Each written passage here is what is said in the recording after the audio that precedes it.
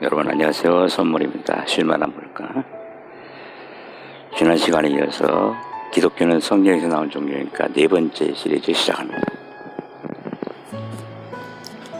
플라톤과 아리스토텔레스의 지혜라는 것은 우리가 의식하고 있지 않은 우리 안에 계시는 그리스도이다.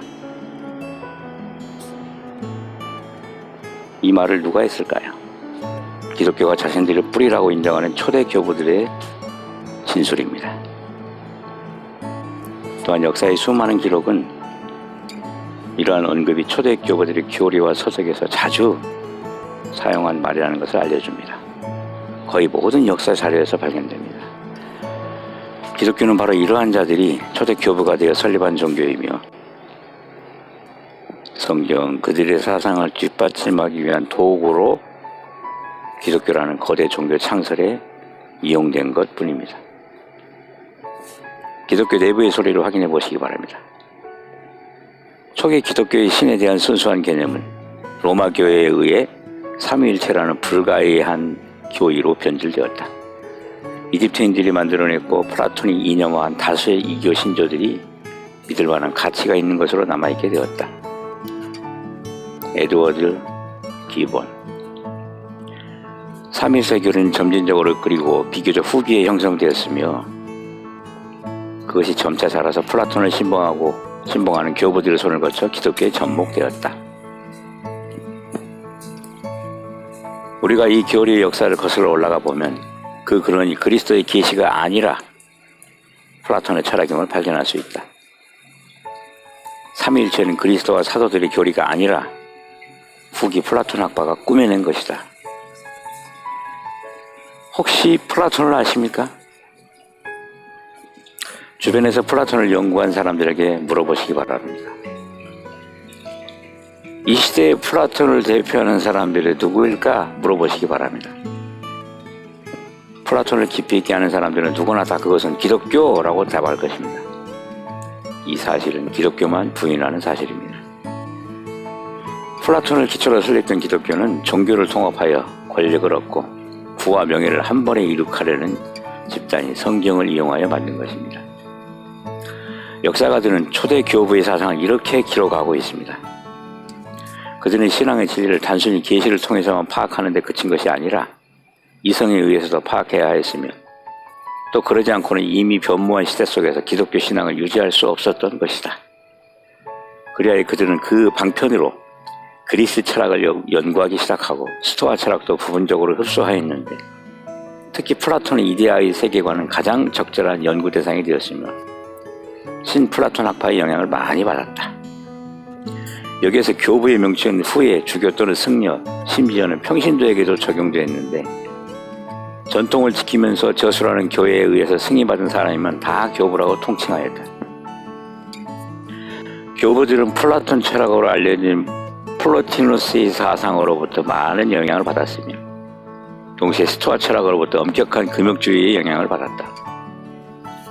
3세기가 지나면서 신플라톤 철학에 의해서 교리를 체계화하려는 노력이 나타나고 있었으며 대표자는 오리게네스가 있다. 오리게네스는 플라토니스의 일자, 절대적이고 초월적 존재와 같은 개념으로 그리스도교의 신을 설명하였다. 교부 철학자의 대표인 어거스트라고 하죠. 어거스티누스는 신플라톤주의 영향을 받아 인간은 죄인이므로 구원을 필요로 하고 교회는 지상의 신국이므로 교회를 통해서만 구원을 받을 수 있다고 보았다. 어거스틴은 아리스토텔레스가 아니라 플라톤주의를 선호했다. 플라톤 철학의 핵심이 절대 진리였기 때문이다. 절대 진리의 존재가 있어야 한다. 그것이 플라톤 철학의 핵심이었다. 이러한 과정을 거쳐 최고의 기독교 교부로 불리는 아우구스티누스로 이어집니다. 마니교를 숭배하는 아우구스티누스는 신플라톤주의자였으며 밀라노의 사교였던 암브로시우스를 만나게 되면서 기독교에 접근하게 되었다. 기독교를 개종한 뒤 고향으로 돌아가 친구들과 공동체 생활을 시작하였는데 그것은 중세 수도원은 전신이 되었다. 아우구스티누스는 40세 때 북아프리카 히포에서 주교가 되었습니다. 그 이후 죽을 때까지 40여 년 동안 목회자로 지내면서 많은 저술과 정통교리 옹호를 위한 논쟁에 생애를 바쳤다. 그의 수많은 저작과 설교집 그리고 서간문은 기독교 신앙과 사상의 풍요로운 원천으로서 현대에 이르기까지 많은 영향을 끼쳤다. 그는 기독교 사상가로서 중세의 문을 연 사람이며 중세 교육에도 많은 영향을 주었다. 그의 대표적 작품으로는 참회록과 신국론이 있다.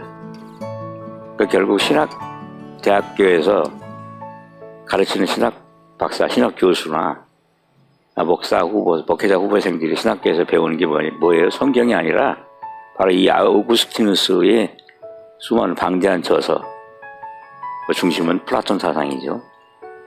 그거예요, 결국은. 플라톤 사상에다가 성경을 맞추려고, 끼워 넣으려고. 아우구스티누스에게 영향을 미친 사상과 논쟁으로는 신플라톤주의, 마니교, 점성술과 회의주의, 도나투스 논쟁, 펠라기우스 논쟁이 있다. 특히 신플라톤주의 금욕적이고 정신적인 삶의 강조, 플라톤의 이데아 사상 등은 그의 사상 형성에 큰 도움을 주었다. 다음은 탁양진 교수의 교육학에서 일부 발췌했습니다. 또한 아우구스티누스는 플라톤의 사주덕, 지혜, 용기, 절대, 정의와 그리스도교의 3원칙, 믿음, 소망, 사랑의 조화적인 결합을 주장하였다. 성경의 가장 큰 경우는 이방 신앙이나 인간의 철학이 성경에 유입되지 않도록 철저히 지키는 것이었습니다. 아닙니까? 위에 밝힌 사실들은 기독교와 플라톤의 관계를 알려주는 자료의 0.1%도 안 되는 부분을 약간만 언급한 것입니다. 조금만 찾아보려고 노력을 해도 1000배의 자료를 발견할 수 있습니다. 기독교는 이방 신앙과 인간의 철학으로 만든 종교의 신빙성과 권위를 더하기 위해 성경을 가져다 인용한 종교입니다. 이들의 목적은 처음부터 권력과 부를 얻는 것이었습니다. 천사를 가장한 사탄처럼, 양의 탈을 쓴 이리처럼 그들은 본능적으로 이것을 알고 느끼며 그것을 목표로 살아갑니다. 나도 저 목사처럼 성공한 사람이 될 수 있다! 는 희망에서 시작되는 것입니다. 기독교인들의 기도는 세상을 위한 것입니다. 바빌론 기업인 그들을 통하여 성경은 짐승을 타고 전 세계에 전파가 됩니다. 여기에 하나님의 지혜가 담겨 있는 것입니다. 예수님께서 나귀를 타고 예루살렘 성전에 입성하신 것처럼 기독교는 나귀의 역할을 하며 오직 그들의 권력과 부와 명예를 위해 성경을 이용하고 또 전파하는 것입니다. 출애굽의 사건을 기억하시기 바랍니다. 하나님의 이름과 명성은 이스라엘 때문에 널리 전파되었습니까? 아닙니다. 분명 짐승처럼 완악한 바로의 고집과 욕심 때문에 전파된 것입니다. 오히려 이스라엘은 반복해서 하나님의 명예를 실추시켰을 뿐입니다. 그들이 살아남은 것이 은혜입니다. 이러한 예는 성경에 무수히 많이 있습니다. 하나님께서는 인생을 의지하여 복음과 성경을 전파하시지 않습니다. 오직 성경을 통하여 하나님께서 세상을 누르고 복음을 완성하시는 지혜를 찾아보시기를 바랍니다. 기독교에 계시는 많은 분들이 이 내용을 들으면서 분노하실 것입니다. 그러나 이것은 조금만 노력하면 어디에서나 발견할 수 있는 진실입니다. 기독교가 주장하는 초대교회와 초대교부를 혼동하지 않아야 합니다. 초대교부의 저서와 그들의 어록을 찾아보시기 바랍니다. 때가 악합니다. 기독교는 성경을 세상에 아낌없이 나누어 줍니다. 애굽 사람들이 그들이 소중하다고 여기는 보물을 이스라엘에게 후하게 내어준 것을 기억하시기 바랍니다. 성경은 전능하신 하나님의 지혜로 만들어져 우리에게 남겨주신 비유와 상징이 담긴 생명의 책입니다. 성경은 기독교가 변개하여 병든 부분을 스스로 아프다고 말해주는 지혜가 담겨 있습니다. 이러한 마음으로 성경을 보시면 하나님께서 성경을 올바로 보는 지혜를 주실 것입니다. 하나님이여, 주는 나의 하나님이시라. 내가 간절히 주를 찾되 물이 없어 마르고 황폐한 땅에서 내 영혼이 주를 갈망하며 내 육체가 주를 앙모하나이다. 시편 63편 1절. 자신의 진정한 목적은 세상에서의 성공과 부와 명예와 권력인데 혹시 그것이 복음에 대한 열정이라고 착각하고 사는 것은 아닌지 점검하시기 바랍니다. 세상에서 아무리 적은 명예와 수입이라도 종교와 관련해 얻는 것이 있다면 자신이 바라 멸망할 바빌론 백성이며 또 짐승이라고 생각하면 됩니다.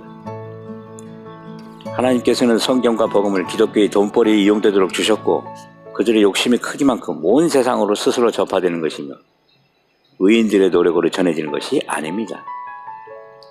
다음 말씀은 모세를 통하여 바로와 같은 기독교에게 전하라 하신 하나님의 말씀이 아닐까요?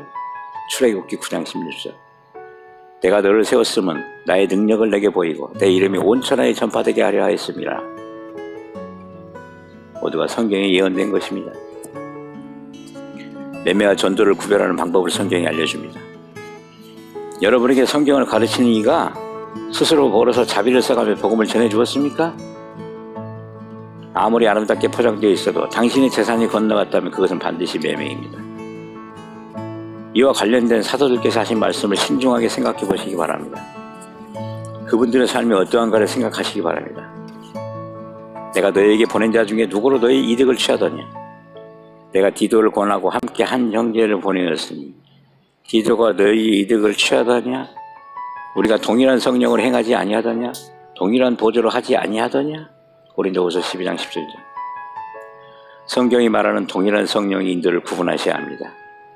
예수님께서도 이렇게 말씀하셨습니다. 한 사람이 두 주인을 섬기지 못할 것이니 혹 이를 미워하고 저를 사랑하거나 혹 이를 중히 여기고 저를 경히 여김이라. 너희가 하나님과 재물을 겸하여 섬기지 못하느니라. 마태복음 6장 24절. 많은 이들이 성직자에 대하여 좋은 일을 하면서 먹고 살았다라고 생각할지 모릅니다. 그러나 하나님의 생각은 다르십니다. 너는 그에게 돈을 빌려주더라도 이자를 받지 말며 식량을 빌려주더라도 이득을 취하지 마라. 레위기 25장 37절. 아무리 좋게 변명을 하더라도 기독교가 한 것은 전도가 아니고 매매입니다. 이 매매를 알아야 저 그리스도와 짐승의 수를 알 수 있는 것입니다.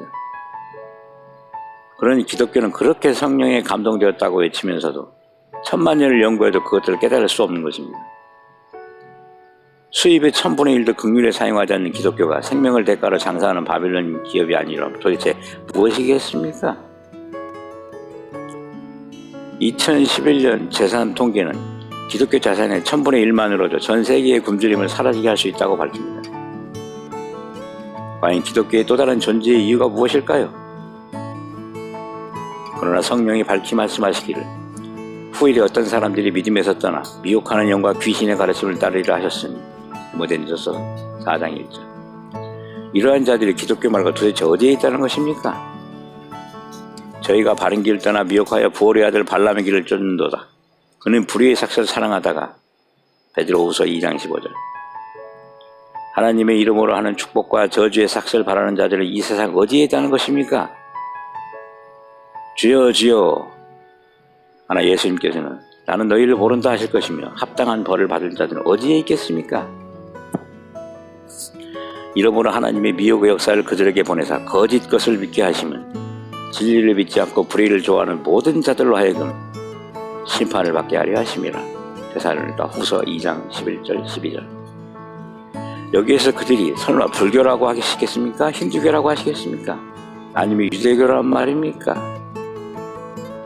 도대체 기독교 말고 그토록 많은 이들이 예수님께 주여 주여 하고 있다는 것입니까? 오늘도 예수님께 주여 주여 하는 사람들을 찾아보시기 바랍니다.